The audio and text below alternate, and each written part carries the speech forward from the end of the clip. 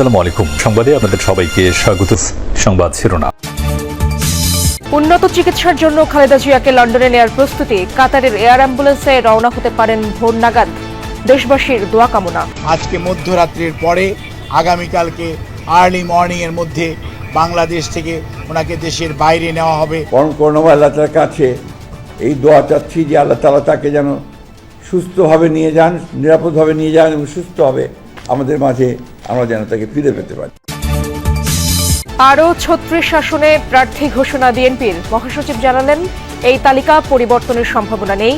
বাকি ২৮টির ব্যাপারে শরীকদের সাথে আলোচনা করে সিদ্ধান্ত।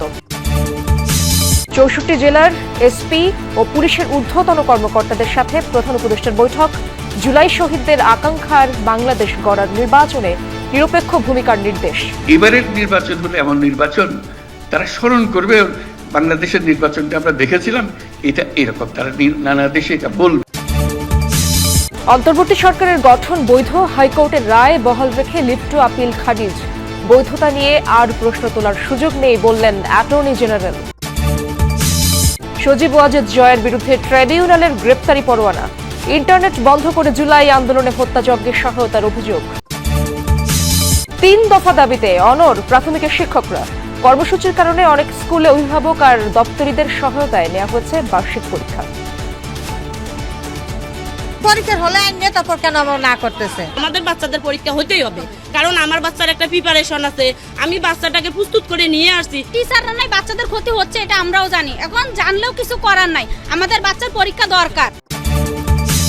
চিকিৎসার জন্য লন্ডনে নেওয়া হচ্ছে বিএনপি চেয়ারপারসন বেগম খালেদা জিয়াকে। মধ্যরাত বা ভোরে তাকে নেওয়া হতে পারে বলে জানিয়েছেন ব্যক্তিগত চিকিৎসক ডক্টর এজেডএম জাহিদ হোসেন। দুপুরে হাসপাতালের সামনে ব্রিফিংয়ে তিনি জানান, মেডিকেল বোর্ডের সর্বসম্মত সিদ্ধান্ত ও শারীরিক অবস্থার আলোকেই এই সিদ্ধান্ত নেওয়া হয়েছে। বিএনপি চেয়ারপারসনের উপদেষ্টা এনামুল হক চৌধুরী জানান, কাতারের রয়্যাল অ্যাম্বুলেন্সেই লন্ডন যাচ্ছেন খালেদা জিয়া। সফর সঙ্গী আরও ১৭ জন। বিএনপি চেয়ারপারসনের সুস্থতার বিষয়ে আশাবাদী তার ব্যক্তিগত চিকিৎসক। এভারকেয়ার হাসপাতালে চিকিৎসাধীন বিএনপি চেয়ারপারসন খালেদা জিয়া, যার চিকিৎসায় নিয়োজিত আছেন দেশি বিদেশি চিকিৎসকদের সমন্বয়ে গঠিত মেডিকেল বোর্ড। যুক্তরাজ্য থেকে আসা বিশেষজ্ঞ চিকিৎসক রিচার্ড বেলে ও চীনের ১০ জনের মেডিকেল টিম হাসপাতালে খালেদা জিয়ার যাবতীয় পরীক্ষা নিরীক্ষা ও শারীরিক অবস্থা পর্যবেক্ষণ করেন। বুধবার রাতেই রিচার্ড বেলে বিএনপি চেয়ারপারসনকে বিদেশে নেয়ার পরামর্শ দেন। ১২ দিন ধরে হাসপাতালে জীবন মৃত্যুর সন্ধিক্ষণে থাকা খালেদা জিয়াকে নিয়ে উদ্বেগ উৎকণ্ঠায় নেতাকর্মীরা। এমন পরিস্থিতিতে বিএনপি চেয়ারপারসনকে বিদেশে নেয়ার সিদ্ধান্ত হয়। দুপুরে এভারকেয়ার হাসপাতালের সামনে ব্যক্তিগত চিকিৎসক ডক্টর এজেডএম জাহিদ হোসেন জানান, লন্ডনে খালেদা জিয়ার চিকিৎসা হবে লন্ডন ব্রিজ হাসপাতালে। যাতে ওনার যাত্রাপথ কোনো অবস্থাতেই কোনো ধরনের প্রতিকূলতার মধ্যেও যাতে ওনাকে সুস্থভাবে ওনার চিকিৎসা দেওয়া যায়, সেই লক্ষ্যেই সকল প্রস্তুতি সম্পন্ন করে আমরা ইনশাআল্লাহ আজকে মধ্যরাত্রির পরে আগামীকালকে আর্লি মর্নিং এর মধ্যে বাংলাদেশ থেকে ওনাকে দেশের বাইরে নেওয়া হবে। In consultation with UK doctors এবং ইউএসএর জন হপকিন্সের হসপিটাল ডাক্তারের সঙ্গে পরামর্শ করে তারা আমাদের দেশনেত্রী বেগম খালেদা জিয়াকে যুক্তরাজ্যের একটি উন্নত হাসপাতালে নেওয়ার সিদ্ধান্ত নিয়েছেন। খালেদা জিয়ার সঙ্গে এয়ার অ্যাম্বুলেন্সে থাকবেন পুত্রবধূ শামিলা রহমান, ৭ জন চিকিৎসক, 2 জন বিএনপি নেতা, 2 জন গৃহপরিচারিকা সহ 18 জন। দীর্ঘ যাত্রাপথে প্রতিকূলতার মধ্যেও চিকিৎসা দেওয়ার ব্যবস্থা নেওয়া হয়েছে। খালেদা জিয়ার সুস্থতার বিষয়ে আশাবাদ ব্যক্ত করেন ডাক্তার জাহিদ।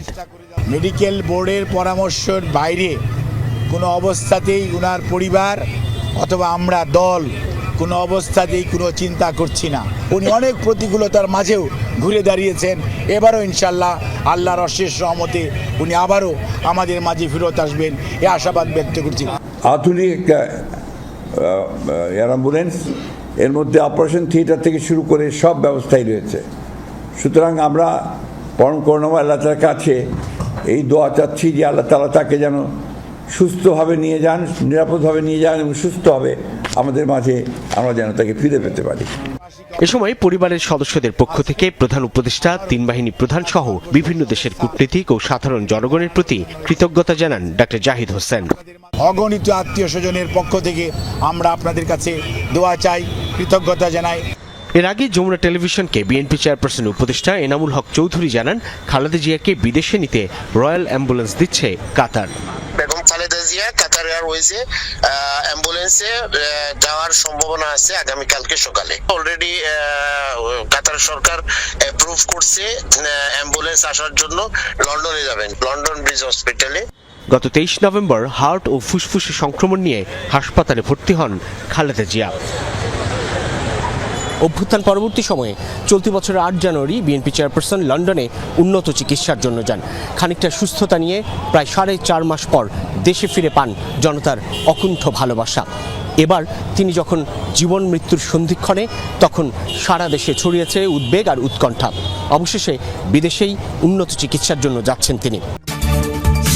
এদিকে খালেদা জিয়ার রোগমুক্তি কামনায় কাল দেশের সব মসজিদ, মন্দির ও ধর্মীয় উপাসনালয়ে দোয়া ও প্রার্থনার কর্মসূচি পালন করবে বিএনপি। রাজধানীর নয়াপল্টনে সংবাদ সম্মেলনে কথা বলেন বিএনপির সিনিয়র যুগ্ম মহাসচিব রুহুল কবির রিজভী। তিনি বলেন, 7 থেকে 13 ডিসেম্বর দেশ গড়ার পরিকল্পনা নিয়ে মতবিনিময়ের কর্মসূচি দিয়েছে বিএনপি।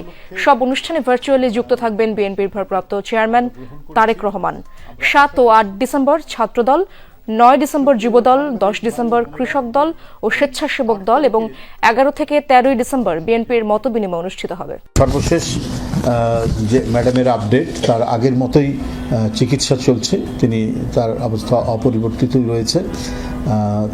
তিনি চিকিৎসাধীন রয়েছেন। তিনি চিকিৎসা নিতে পারছেন। প্রত্যেকেই, সারা জাতি এবং আন্তর্জাতিক সম্প্রদায় পর্যন্ত তার জন্য দোয়া করছে, আল্লাহ যেন তাকে দ্রুত আরোগ্য করেন।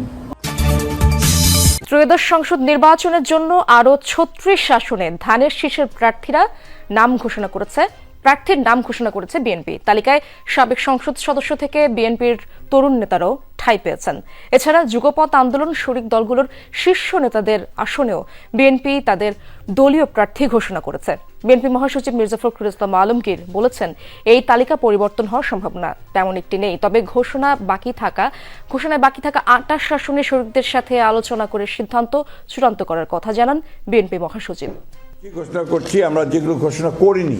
আসছে সংসদ নির্বাচনের জন্য 237 আসনে প্রার্থী ঘোষণার 1 মাস পর বাকি আসনের প্রার্থী ঘোষণা করতে সংবাদ সম্মেলনে আসেন বিএনপি মহাসচিব মির্জা ফখরুল ইসলাম আলমগীর। তবে দ্বিতীয় ধাপেও পুরো 63 আসনে ধানের শীষের প্রার্থীর নাম জানা যায়নি। আরও 36টি আসনে আমরা আপনার নাম ঘোষণা করছি। গুলশান কার্যালয়ে সংবাদ সম্মেলনে বিএনপি মহাসচিব জানান, দ্বিতীয় ধাপে ঘোষণা হবে 36টি আসনের প্রার্থীর নাম, যার মধ্যে প্রথম ধাপে ঘোষণার পর স্থগিত হওয়া মাদারীপুর 1 আসন রয়েছে, যেখানে আগের প্রার্থী কামাল জামাল মোল্লার পরিবর্তে বিএনপির মনোনয়ন পেয়েছেন শিবচর উপজেলা বিএনপির প্রয়াত সভাপতি নাজমুল হুদা মিঠুর স্ত্রী নাদিরা আক্তার। এছাড়া বাকি 35 আসনে বিএনপির মনোনয়ন তালিকায় রয়েছেন সাবেক সংসদ সদস্য থেকে এক ঝাঁক নতুন মুখ।